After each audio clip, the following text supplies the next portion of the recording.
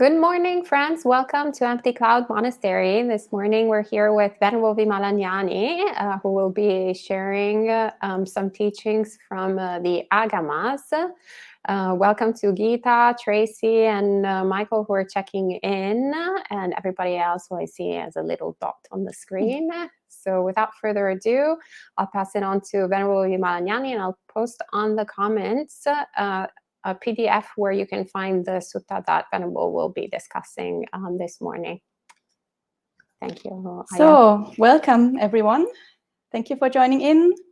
We will start as usual with the Namo Tassa, and if you would like to join, feel free to chant along.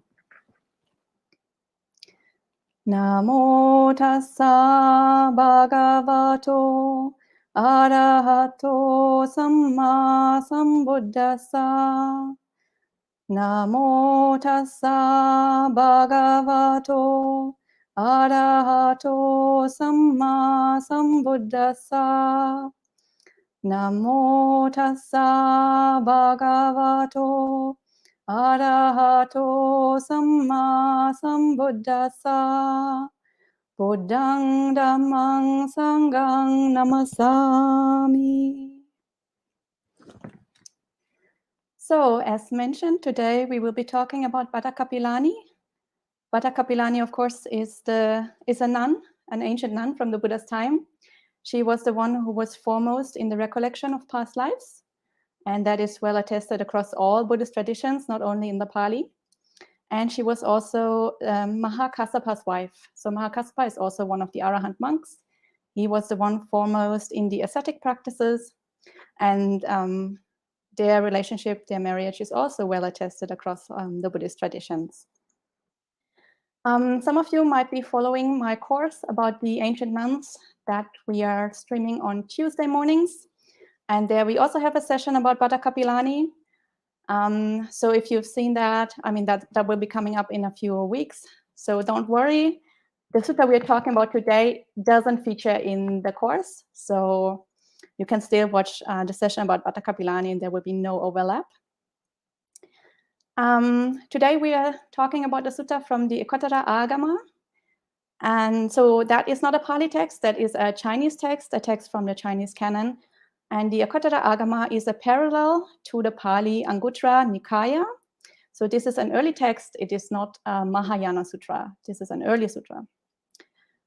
And the Ekottarika-āgama is very interesting for many reasons, but one reason is that there are a number of suttas in there that do not have a parallel in the Pali or any other place, in any other canon. And they feature bhikkhunis, they feature nuns, and they portray them in a very positive light. And because we have so few suttas about bhikkhunis, that feature bhikkhunis prominently, where either the bhikkhunis are giving the teaching or where there is a teaching given to bhikkhunis. In the Pali canon, we have about 20 of those suttas from among like many thousands of suttas that are in the Pali canon altogether. So we have very few suttas that feature bhikkhunis, and therefore having a few more in the Ekottarika-āgama is very special. And one of them we will be reading today. Normally we give you a link to a translation on Sutta Central, but there is no translation on Sutta Central into English. So I think Ayya has posted a link. Yeah, she is nodding. She has posted a link in the live chat to a paper by Bhante Analayo. It's called Karma and Female Birth, published in the Journal of Buddhist Ethics. So if you want to read along with today's sutta, you can see it there. In the PDF, it's on page 23. If you're reading in the Journal of Buddhist Ethics, then it's on page 127. So the sutta is a bit long, so I think we should start right away without further ado. And this sutta is about the former lives of Bhadda Kapilani. And it starts as follows. I heard it like this. At one time, the Buddha was at Savatthi in Jeta's Grove, Anathapindika's park, together with a great community of bhikkhus, 500 men. So we see this is a typical introduction of a sutta, pretty much the same as in Pali, even though this is a Chinese sutta. At that time in Savatthi, there was a bhikkhuni called Bhadda, who was dwelling together with 500 bhikkhunis, of whom she was the leader. So this is again very interesting. Here we see the Buddha is there with 500 bhikkhus, Bhadda is there with 500 bhikkhunis, and both of them are the leaders of their respective communities. And so we see that Bhadda is set up sort of a little bit even as being on par with the Buddha, so as a very, very respected leader. And this parallelism shows us that this sutta wants to portray Bhadda in a very positive light, as an outstanding teacher, as an outstanding leader. And also the number 500 is very unusual. Normally there's only one bhikkhuni that has 500 other bhikkhunis as her following, which is, of course, Mahapajapati, the Buddha's maternal aunt and foster mother.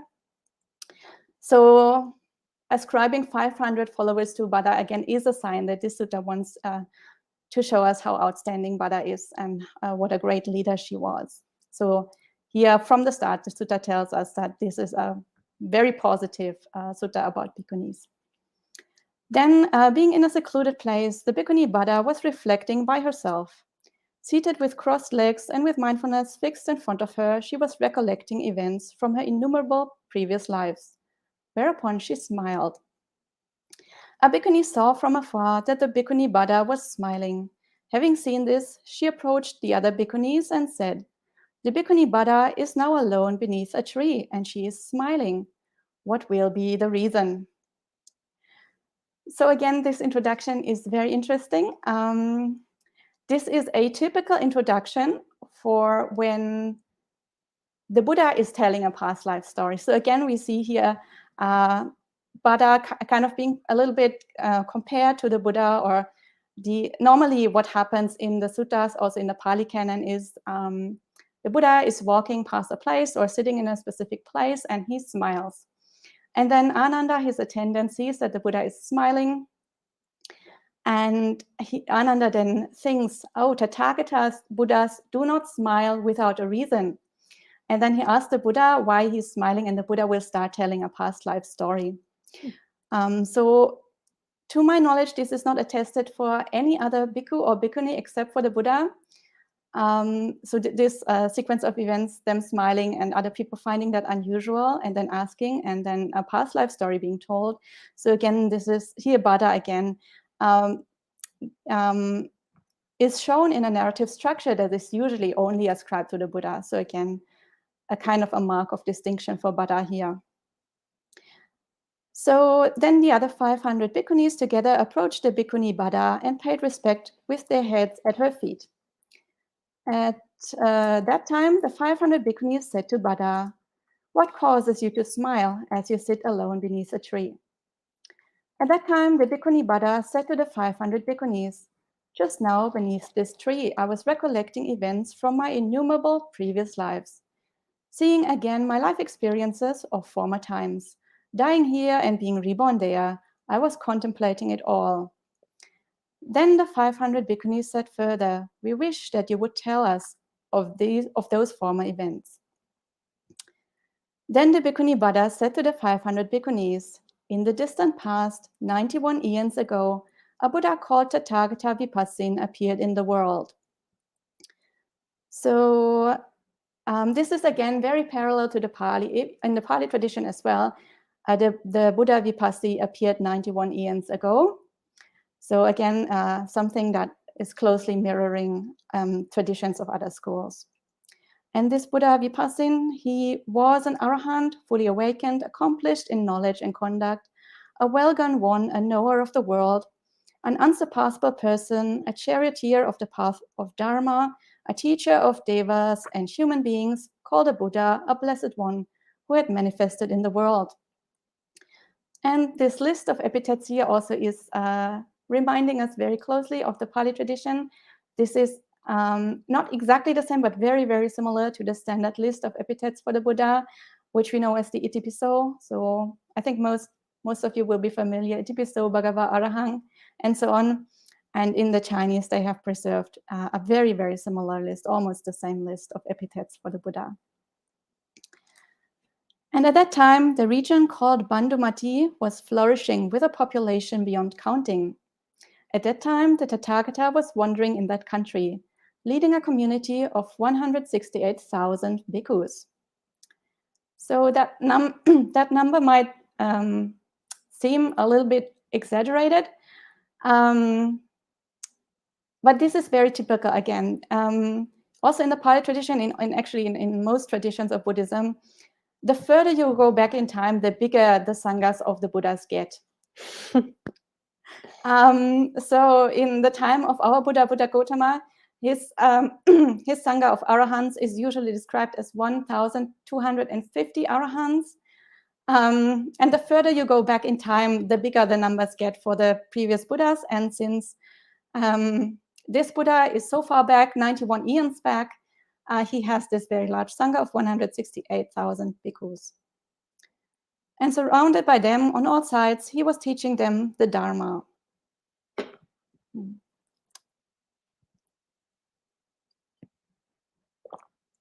The Buddha's name was then renowned in the four directions thus: the Buddha Vipassin possesses all marks of a Buddha. He is a good field of merit for everyone. At that time, in that region, there was a youth called Brahmadeva, who was of beautiful appearance, rarely found in the world. Then that youth was walking in the streets and alleys, holding a bejeweled parasol in his hand. A female householder, who was beautiful as well, was then also walking along that road. All the people were looking at her. Then the youth thought, now I too am beautiful, and I am holding a bejeweled parasol in my hand. Yet none of the people look at me. All of these people together are looking at this woman. I should now devise a means to make people look at me. Then that youth went out of that town and approached the Buddha Vipassin. Holding the bejeweled parasol over the Buddha with his hands, he worshipped him for 7 days and 7 nights and made this aspiration: if the Buddha Vipassin has such supernatural power, such supernatural strength, and is a supreme field of merit in the world and in the heavens, then may I, endowed with this merit in a future life, have a female body, such that on seeing it, there will be no one who will not be thrilled with joy. At that time, having worshipped that Buddha for 7 days and 7 nights, the youth lived out his lifespan and was after that reborn in the heaven of the 33 with a female body of utmost beauty, foremost among Devis. Devis are female goddesses, surpassing other Devis in the 5 types of excellence. What are the 5? That is, they are divine lifespan, divine complexion, divine happiness, divine might, and divine dominion. So here we have a case of a male layperson, and he is very jealous of a female layperson, and then he makes merit. He serves the Buddha for 7 days and 7 nights. He makes merit with the specific purpose to be reborn as a female. That's quite unusual. For the Ekottarika-āgama, this is not unusual. There are more suttas that are similar, where males aspire to be reborn as females. But generally, in the Buddhist tradition, especially later tradition, and even nowadays, there is an extremely prevalent belief, not only in the Theravada, but also in other traditions, the Tibetan tradition, for example, that as a woman, you should not aspire to actually become an arahant or to practice properly. You should actually just make merit, serve the monks, and then aspire to be reborn in a male body in your next life. And then when you have a male body, then you should practice. So being reborn as a female is seen as a sign of bad karma in many later traditions, and in some places, even in modern thinking. But here we have a sutta that directly contradicts this idea. Here somebody is serving a Buddha for 7 days and 7 nights and using the merit that they have gained there, that he has gained there, to get a female body. So the female body is the fruit of extremely good karma of serving a Buddha for 7 days and 7 nights. And obviously the aspiration is a bit shallow. So if you serve a Buddha for 7 days and 7 nights, then please use that merit to make progress on the path. Don't waste it on a rebirth in whatever kind of body. But anyway, that's what they do here, what he does here, and his aspiration succeeds, and he does get a female body, and it's very beautiful. Kind of a waste of the merit, but okay. Then, having seen her, the Devas of the 33 said to one another, "This Devi is superb. No one is her equal." Some Devas among them said, "This Devi and I should become husband and wife." And competing with one another, they quarreled. Then the great king of the Devas said, "Do not quarrel with each other. Whoever among you is able to proclaim the most excellent poem can take this Devi for his wife." So on the other hand, they also could have asked the Devi who she wants to marry and let her pick. But okay, apparently they have other ways of handling this. And I think it's very cute that they quarrel and then they try to resolve this with a poem. So I think in the human realm, they would probably resolve this maybe with violence. But here they are resolving it with a poem. So that's very cute. And this story here was actually very popular. This story is not only found in the Ekottarika-āgama, this is also found in other places, for example, the Mahasangika Vinaya. So it seems that many people liked this story. And then at that time, one Deva spoke this poem. "Whether I get up or whether I sit down again, being awake or falling asleep, there is no joy for me. When I'm asleep for a while, only right after that am I without desire for you." So the first Deva says, at all waking times, he is full of desire only when he's asleep or just after waking up. He doesn't have desire for that Devi. And at that time, another Deva spoke this poem. "You're right now the cause of my delight. Being asleep, he does not miss you. But I am now aroused by lustful thoughts, like the beating of a battle drum." So they're now trying to surpass each other. The second one says, "Well, if he's asleep, he doesn't even miss you, but I'm always aroused like a battle drum. So I'm more lustful than him." And at that time, another Deva spoke this poem. "Even if the battle drum is beaten, yet there comes a time when it becomes still. But my desire for you is a quickly spreading disease, like flowing water that never stops."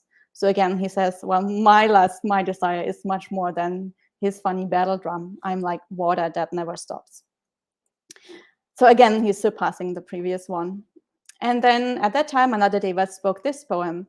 "Even water that carries away great logs does in time become still, but I constantly think of you with desire, unblinking like a slain elephant."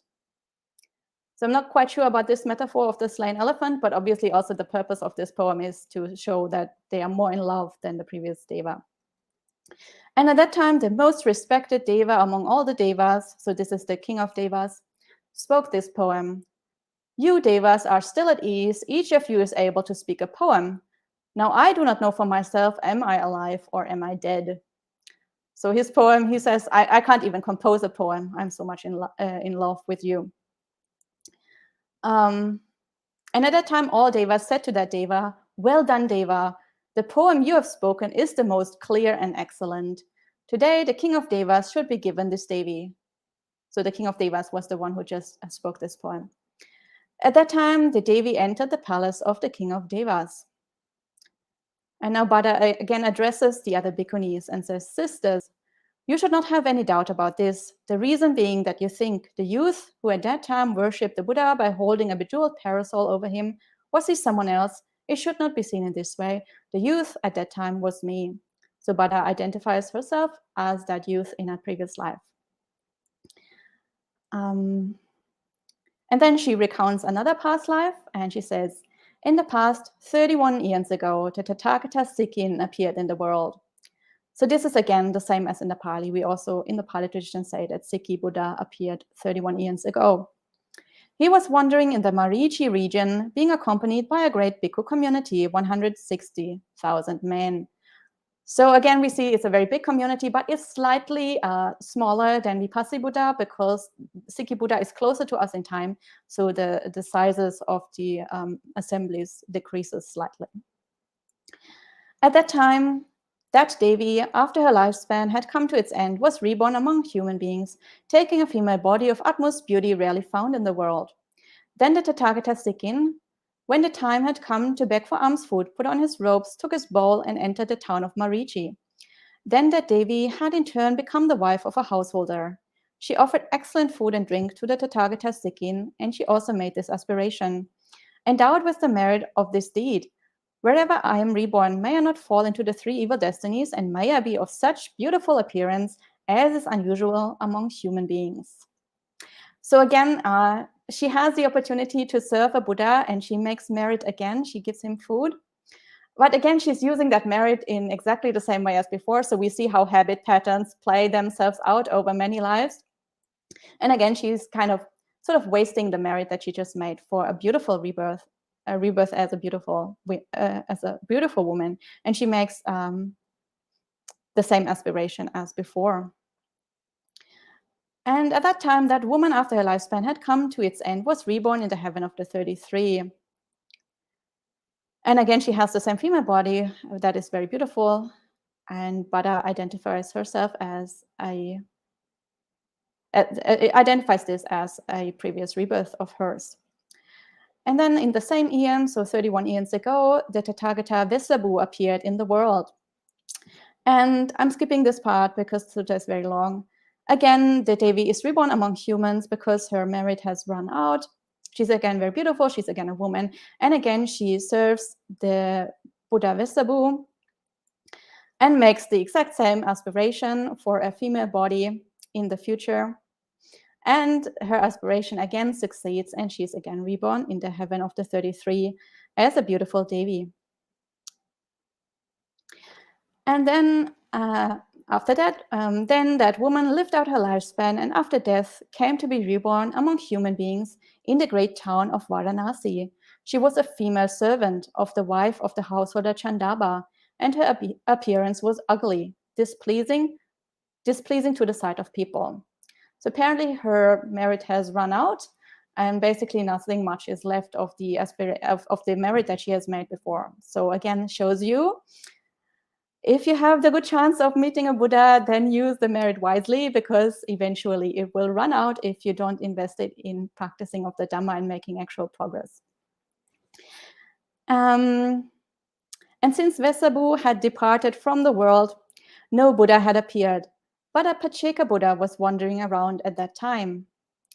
Then the wife of the householder Chandaba said to her female servant, "Go around outside and look for a recluse who is of such beautiful appearance that he will inspire my confidence. Lead him to the house. I wish to worship him." So apparently the wife of the householder Chandaba was equally shallow and thought that a recluse, the worthiness of a recluse is measured in how beautiful he looks. So at that time, that female servant went out of the house and looked outside for a recluse. She came across the Pacceka Buddha, who was wandering in the town begging alms food. However, he was of ugly and repulsive appearance. Then that female servant said to the Pacceka Buddha, "The lady of the house wishes to meet you. Please come to the house." She then entered and said to her mistress, "A recluse has come. You can come and meet him." When the householder's wife saw the recluse, her mind was displeased. She said to her female servant, "Send him away again. I will not give to him. The reason is because of his ugly appearance." At that time, her female servant said to the housewife, "If the housewife does not make an offering to the recluse, then I will now take my food allowance for today and use it all to make an offering to him." So apparently Bhadda in the previous life, so the servant here, she did plant some wholesome seeds in the past, and she feels moved to make an offering to the recluse. And so every day there was a certain amount of food allocated to each servant, and now she's taking all the food that was allocated to her for today and wants to give it to that Pacceka Buddha. So she is going one day without food in order to be able to offer to the Pacceka Buddha. Then that housewife brought out her food allowance, one measure of finely broken rice. Then that female servant took it and offered it to the recluse. When the Pacceka Buddha had received this food, he flew up into the air and performed the 18 transformations.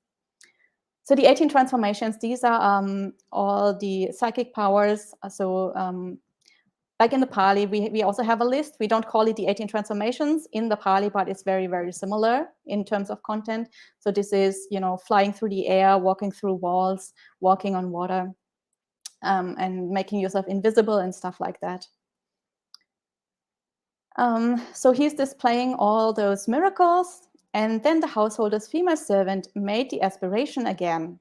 Endowed with this merit, wherever I am reborn, may I not fall into the 3 evil destinies, and may I, in a future life, have a female body of the utmost beauty. So again, we see she's purposely aspiring for a female body. She has a lot of merit, and she's using that for a female body. So clearly, female bodies are not a sign of lack of merit. Then that Pacheka Buddha, holding in his hand the bowl with the food in it, flew around the town 3 times. The householder Chandaba was leading a gathering of 500 merchants in the community hall. Then the townspeople, men and women, adults and children, saw the Pacheka Buddha holding in his hand the bowl with the food and flying through the air. On seeing this, they said to one another, "Whose merit is this? Who has met this Pacheka Buddha and offered him food?" Then the householder's female servant said to the housewife, please come outside to look at the power of the recluse. He's flying through the air and performing the 18 transformations. His powers are immeasurable." Then the householder's wife said to a female servant, If you give to me all the merit you gained from offering food to the recluse today, I shall give you 2 days' food right away." Her female servant replied, "I cannot agree to transfer the merit." So now the housewife regrets that she didn't offer and gets somewhat jealous of the servant and is trying to buy the merit with food. But her female servant, again, apparently Bhadda in a previous life did have some wholesome roots and some kind of wisdom, and knows that having that merit is more valuable than material things such as 2 days of food. And the housewife said, "I will give you 4 days food right away, up to 10 days food right away." Her female servant replied, "I cannot agree to transfer the merit." The housewife said, "I will now give you 100 gold coins." Her female servant replied, "I do not need that either." The housewife said further, "I will now give you 200 up to 1,000 gold coins." Her female servant replied, "I do not need that either." The housewife said, "I will set you free. You will no longer be a servant." Her female servant replied, "I do not seek to be an independent person either." The housewife said further, "You will become the housewife and I will become the servant." Her female servant replied, "I do not seek to become the housewife either." So apparently she's quite clear that the merit is more valuable than anything that she could attain in this life, any material possession or any status. And then the housewife obviously gets angry, is very displeased with the way the conversation is going. And she says, "I will now take hold of you and beat you, mutilate you by cutting off your ears and nose, cutting off your hands and feet. I will cut off your head." Her female servant replied, "All such pain I can bear, but I will not transfer the merit from the offering. My body is subject to the lady of the house. The goodness of my mind is quite a different matter." At that time, the householder's wife beat her female servant.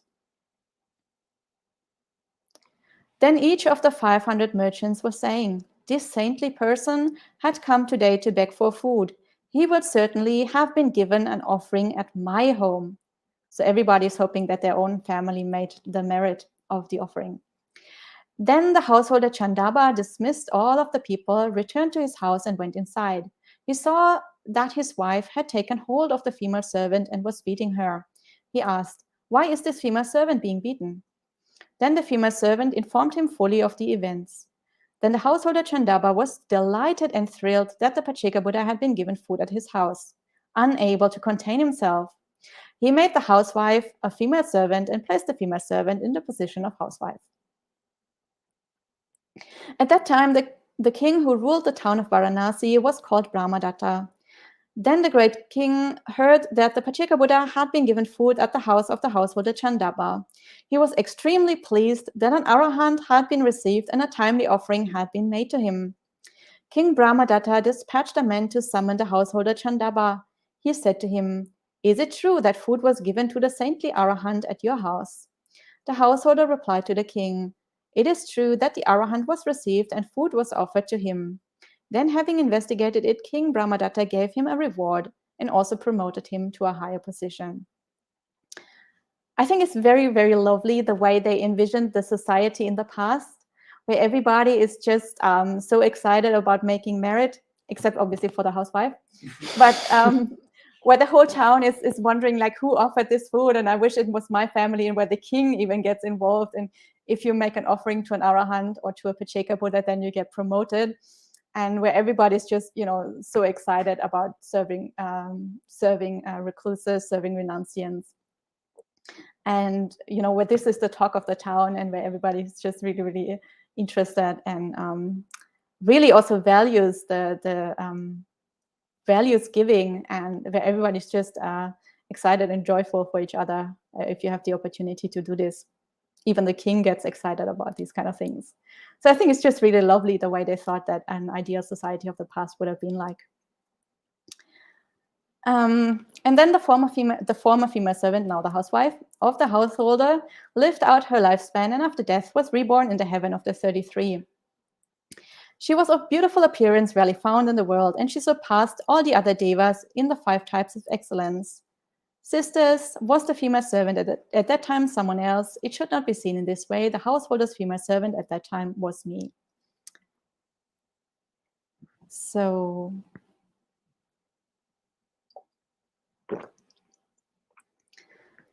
in this auspicious eon, a Buddha appeared in the world called the Tathagata-kakusanda. So this auspicious eon, the Bhadda Kappa, is of course our eon, the eon that we are living in, and it's called the auspicious eon because there are 5 Buddhas in our eon, which is very unusual. And we've already had 4 Buddhas, so Kakusanda, Konagamana, Kassapa, and Gautama Buddha. And we're still waiting for 1 Buddha, Maitreya Buddha. But yeah, we are lucky in our eon because we have so many Buddhas. So here, Tathagata-kakusanda has appeared. Then the Devi lived out her lifespan, and after death was reborn among human beings. And again, she is a housewife. She makes an offering to the Buddha, and she again aspires to have a female body and is reborn in the heaven of the 33. And then she falls down from there again, becomes a human being, and at the time of Buddha Konagamana, she again worships him with golden flowers and makes the same aspiration and is again reborn as a woman in the heaven of the 33. And then she passes away from there, becomes a human again. Kassapa Buddha appears, and she worships Kassapa Buddha and makes the same aspiration for a female body and is again reborn in the heaven of the 33. So one thing that this sutta really drives home over and over again is that, number one, once we have a strong habit pattern that really plays out over eons and eons and eons and so many uncountable lifetimes, basically. And when we're so stuck in that it's very difficult for us to free ourselves from that way of thinking. So she keeps on, like she had this one aspiration 91 eons ago to be a beautiful woman because she once saw a beautiful woman when she was a man. And then that keeps on playing out over eons of lifetimes. And all the times that she meets a Buddha, she's wasting all the merit that she gets for this kind of shallow aspiration, and doesn't even really understand what she's missing.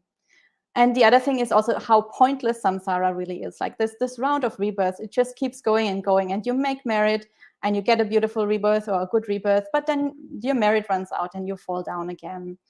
And she was lucky because each time she met a Buddha and was able to make more merit, but it actually could get much worse. Like you could have much worse rebirth than she was having here.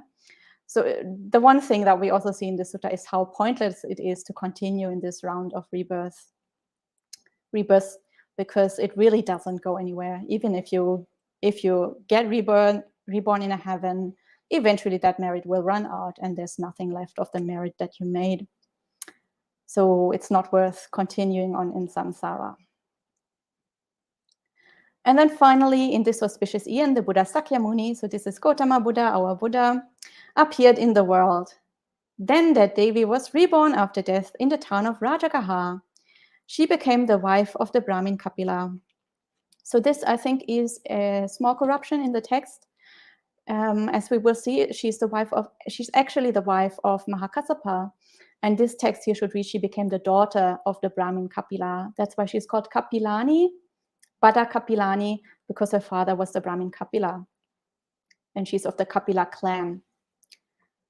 And if Mahakassapa like if her husband was Kapila, then she wouldn't be of the Kapila clan, but because her father is of the Kapila clan, she is also of the Kapila clan, Bhadda Kapilani. And she was of beautiful appearance, excelling the appearance of all other women. The Brahmin Kapila's wife/daughter resembled a polished golden image, as a result of which other women were as if blackened by ink. So this story is also well attested across all Buddhist traditions, including the Pali tradition, where we believe, or where the stories tell us that Mahakasspa's wife, Bhadda Kapilani, looked like a golden statue. And her mind had no desire for the 5 sensual pleasures. So this is remarkable. Apparently, she did learn a bit of Dhamma from the previous Buddhas. And so she at least had the ability to somehow temporarily suppress desire for these 5 sensual pleasures. So this is very unusual, obviously. And then Bhadda says, was this wife/daughter someone else? Sisters, it should not be seen in this way. The Brahmin's wife/daughter at that time was me. Sisters, you should know, because of the merits of former events, I became the wife of Pipali Manava, that is of Mahakassapa. So here the text itself tells us that she actually became the wife of Mahakassapa. So that seems, again, to show us that before she was the daughter of the Brahmin Kapila, not the wife. Unless, obviously, she was married twice. But, well, that doesn't fit with the stories of, the other traditions. Anyway, whether she was married once or twice, she did become the wife of Mahakassapa. And both of them actually didn't want to get married, according to the stories, but their parents tricked them into the marriage because both of them actually wanted to go forth, and the parents didn't allow it. And then they were forced to get married, but they never consummated the marriage because both of them were actually free from the 5 sense pleasures.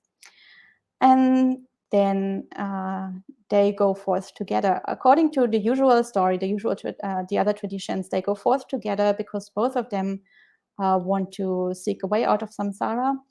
Here in this particular version of the text, Mahakassapa goes forth first, and then at a later day, Bhadda Kapilani goes forth. This is unusual. That is not the normal story. And then the text continues, I was recollecting my lives in former days with a female body. For this reason, I smiled to myself just now. I had been covered in ignorance by not knowing that I worshipped 6 Tathagatas seeking to get a female body. This is the reason I smiled, because of my experience in former days. So here Bhadda Kapilani is actually smiling at her own ignorance and smiling at the total foolishness of worshipping 6 Tathagatas and then making an aspiration to get a female body instead of making an aspiration to practice and attain arahantship. But fortunately for her, it all worked out in the end, and she did become an arahant and an outstanding nun at Sakyamuni Buddha, Gautama Buddha's time. And at that time, many bhikkhus who had heard that the Bhikkhuni Bhadda had recollected events from her own innumerable previous lives approached the Blessed One. They paid respect with their heads at his feet, sat down to one side, and told the Tathagata all that had happened. At that time, the Blessed One said to the bhikkhus, have you seen any other bhikkhuni among my disciples who recollects events from innumerable lives like her? The bhikkhu said to the Buddha, we have not, Blessed One. The Buddha said to the bhikkhus, among my disciples, the foremost disciple in recollecting events from innumerable lives is the Bhikkhuni Kapilani. At that time, the bhikkhus, having heard what the Buddha said, were delighted and received it respectfully. So here we see the Buddha placing Bhadda Kapilani in the position of the foremost nun among those who are able to recollect past lives. And that, again, is something that is attested across many different traditions. We have several Chinese texts that say this, and also, of course, in the Pali tradition, we have the same foremost quality ascribed to Bhadda Kapilani. So this is the end of today's sutta. I think this sutta is outstanding, especially for many reasons, but for 2 reasons, especially. One, that it shows us that female rebirth was not thought of as something that is the result of bad karma. Instead, it is shown here over and over again in the sutta that female rebirth is the result of outstanding good karma, the result of karma of serving various Buddhas. And the other thing is that it shows us the absolute pointlessness of samsara and continuing on in this round of rebirths, because we see what has happened to Bhadda over and over again. She just went up and down, up and down, up and down all the time over so many thousands of eons, or so many dozens of eons here in this case.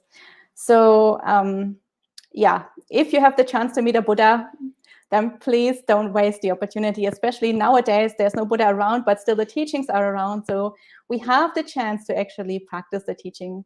So, you know, don't waste your merit on hoping for a good rebirth if you have the chance to actually practice the Dhamma. I think that is the main message from this sutta. And at this point, if you have any questions or comments, then please type them in the live chat and I will see if I can answer them. Hannamayam Dhammakataya Sadhukaram Dadamase Sadhu Sadhu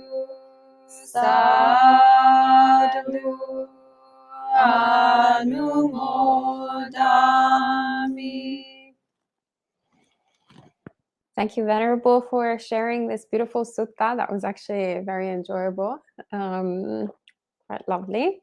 And good to see a lot of friends who have joined us in the meanwhile as well, who are all quite happy too. Hi, Anita, David, Tara, good to see you. Melissa, Jayanta, good to see you, friend. Jorge, Marina,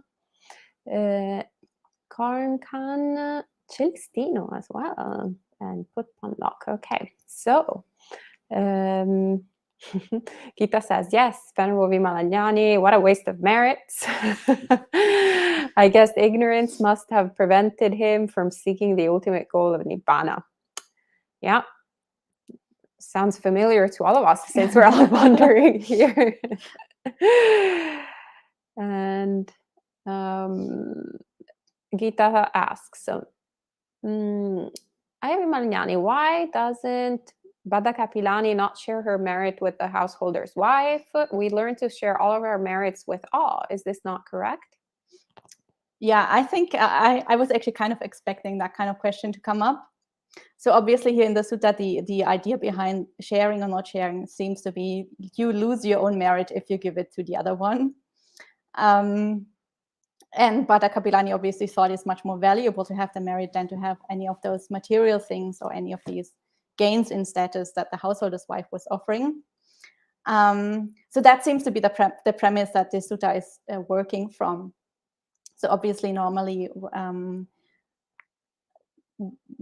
we try to, we are very much encouraged to share merit. But the thing is that we have to understand is when we share merit, it's not that our own merit decreases, the merit that we have made stays with us, and we are inviting other people to rejoice in what we are doing and in this way make their own merit. So it's not that our merit goes away, but it's that the merit all over increases because other people join in and they rejoice and make their own merit. So actually we are accumulating more and more merit when we invite other people to join in and to share the merit.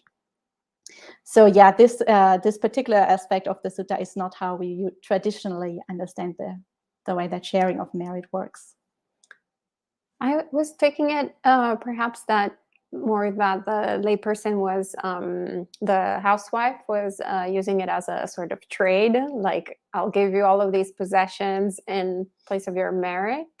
That was my interpretation. So that's why the former Bhadda Kapilani was like, no, like basically she was creating the conditions for them not to crave sensual pleasures as in her latest rebirth. That's a good thinking also. Yeah, they were basically treating it as a commodity, whereas Bhadda Kapilani was sort of detaching from those sensual things, material things, and for that reason she was able to let go of the 5 sense pleasures in her last life. That's actually an interesting way of thinking about it. Yeah, also perhaps giving a teaching also to the housewife of like, you can keep all your sensual pleasures. You should make merit instead. And Michael says, thank you, Ayya. It's wonderful to follow the careers of the enlightened bhikkhunis. Yes, we have actually a whole series done by Venerable Vimalanyani on our YouTube channel, so you should all watch it. She's done incredible work and study on the subject matter. It's on Tuesday mornings, every Tuesday at 8 a.m. And I think we're already 2/3 through with the course, so the recordings should all be there. There's a playlist on the channel. Yeah. And Gita says, exactly, we share merits with all beings on a daily basis with absolutely no expectations. Yeah. And, well, lots of enthusiasm. Another thought that came in my mind, because there are no other questions, but I'll give some time to the people to, I don't know if Bhante Sudaso, if you have any comments. But I was thinking, actually, there's in the Bhikkhuni Samyutta, in the Samyutta Nikaya, like the framework of Mara coming to temple the Bhikkhunis is actually identical to the Mara Samyutta, where there's Mara that goes and tempts the Buddha. So it's actually very interesting how there is a similar sort of framework in how Bhadda Kapilani is described and smiling and recollecting the past lives. So do you feel like this sutta was just kind of forgotten and slipped away from the Pali version, or do you think it's two different traditions, or why do you think it's missing fundamentally? Yeah, it's interesting what you just mentioned. So sometimes, like in the Pali tradition, the situation about bhikkhunis, or actually in all Buddhist traditions, the situation with bhikkhunis is a little bit messy, because sometimes we find all this sexist, misogynist stuff in the suttas, and then at other times when the bhikkhunis themselves are described, it's actually quite outstanding the way they are described. Sometimes we find them in situations, as you just mentioned, where usually we only find the Buddha in. So we have the Buddha in those situations, and then we have bhikkhunis in that situation, but we don't really find bhikkhus in that situation. So it seems like they're almost on par with the Buddha to portray how outstanding and how excellent they are. Whereas we don't even find any of the outstanding monks in that same situation. So yeah, in this sutta, it's kind of similar with Bhadda Kapilani. And I'm not sure if this was lost from the Pali tradition, because the Ekottarika-āgama has quite a few suttas about bhikkhunis that we don't find in the Pali. So then, it's quite possible that this is not the only one. So either there was a large chunk of bhikkhuni suttas that were taken out from the Pali, that were preserved in non-Pali traditions. Yeah, maybe the Pali just wasn't that much interested in bhikkhunis. I don't know. I'm not quite sure why this is missing. But the Ekottarika-āgama is such an interesting agama because it is so substantially different from the other agamas. So, like if you compare the Digha-āgama, the Dirgha-āgama, the Samyukta-āgama, or the Madhyama-āgama, they are really, really quite similar to the Pali, but the Ekottarika has a lot of features that make it very different from all the other schools, all the other agamas. So the Ekottarika-āgama also has somewhat later material. So whereas the other agamas are clearly early Buddhist texts, in the Ekottarika-āgama, they seem to have kept it open much longer, so they included material from a somewhat later date. For example, in this sutta, the sutta here is somewhat in the style of Apadana literature, because in Apadana literature, there's a lot of focus on past lives and recollections and telling the rebirth stories of the bhikkhunis. And Apadanas are usually material that developed in, it can have an early core, definitely, because also in the suttas we have Jataka stories and those past life stories. But these kind of stories often developed over a few decades or centuries after the Buddha's passing. And then we find a little bit of Mahayana material in the Ekottarika-āgama as well. So clearly that must be from a somewhat later date, although it's not very, very late. So the Ekottarika-āgama is just a really interesting collection of texts. And there are many texts in the Ekottarika-āgama that don't have proper parallels. So I'm not sure if this is missing from the Pali because it was left out of the Pali, or if this came to be created at a little bit of a later time. I'm not quite sure. The Ekottarika-āgama is really still quite a mystery to scholars. Yeah. Thank you, Venerable. And can you also think of any other bhikkhuni story where of past lives where the bhikkhuni is represented as a male, not necessarily who has the aspiration to have a female rebirth, but aside from Isidasi, like, is there anyone else that you can think of? For example, Bhadda Kapilani. Bhadda Kapilani is often identified with Yashodhara, the Buddha's wife, but not necessarily so. So in the Pali tradition, the link between Bhadda Kapilani and Yashodhara is a little bit clearer. In the Ekottarika-āgama, it does seem to us that Bhadda Kapilani is a different person. She's not Yashodhara. And she had rebirths as a man. And if I remember correctly, she also made an aspiration to be reborn as a woman then, and therefore got a female rebirth. But definitely she got a female rebirth, and that was seen as good karma. I don't know if I don't remember if she made the aspiration or not. We also have one story where the Buddha assumes a female form to teach one of the bhikkhus. So he sees one of the bhikkhus somewhere and he's misbehaving. I don't remember all the details because it's a long time that I read this. And then he takes the form of a bhikkhuni and admonishes that bhikkhu in the form of a bhikkhuni. I think we also have a past life story of a Buddha being a princess a very, very long time in the past. So yeah, we have quite a few stories in the Chinese sources where there is a female to male or male to female conversion that is not seen as a bad karma. Thank you. Yeah, I was curious because basically from what I've been studying so far, but I'm still in the process, I was noticing how it was very kind of gender consistent, and I was like, oh, very interesting that, you know, they change, perhaps they become animals, etc., but the gender is somewhat consistent. In the Pali tradition, that is very consistent. In the Chinese, there seems to be a lot more fluidity, and Bhante Analayo has published quite a few papers about that. So if you want, you can read some of the translations there. Great, thank you. Yeah, thank you very much. I definitely will. And Geeta expresses in approval. Actually, she completely enjoyed the series on the theories of old, in particular likes Yasodhara's story. And yeah, she's very thankful, as well as everyone else. Okay, doesn't seem like there are any other comments or questions for the time being, but next week we'll have a few sessions with Venerable Vimalanyani, either on Sumedha as it's currently advertised, or there might be on something else. Yeah. We will see. Because Buddhism is always a disorganized religion, and we are carrying the tradition loud and proud.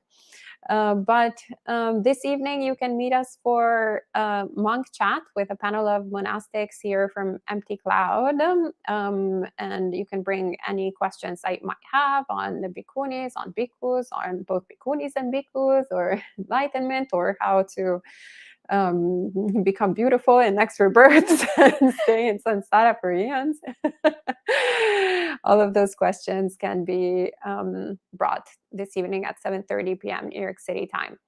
And as mentioned, next week we'll have also the first session with Venerable Punnadhammo. Ajahn Punnadhammo is a senior monk in the Thai forest tradition of Ajahn Chah, who will be sharing the first of a series on dependent origination, our favorite topic of September. And that is happening Wednesday at 7:30 p.m. New York City time. And also on Wednesday at 8 a.m., we have the last episode with Shifu Simplicity, our Mahayana Bhikkhuni friend from Berlin, Germany, who couldn't make it a few days ago because she was sick. So she's giving the last session, the last class on that series on Wednesday. And of course, if you're around the monastery in New Jersey, please come and join us tomorrow evening at 6 p.m. We have a meditation on the lawn as usual, and on Sunday, special afternoon of mindfulness. So hopefully we'll see you there. All right, so we can end with 3 sadhus. Sadhu, sadhu, sadhu. May you be all well and happy.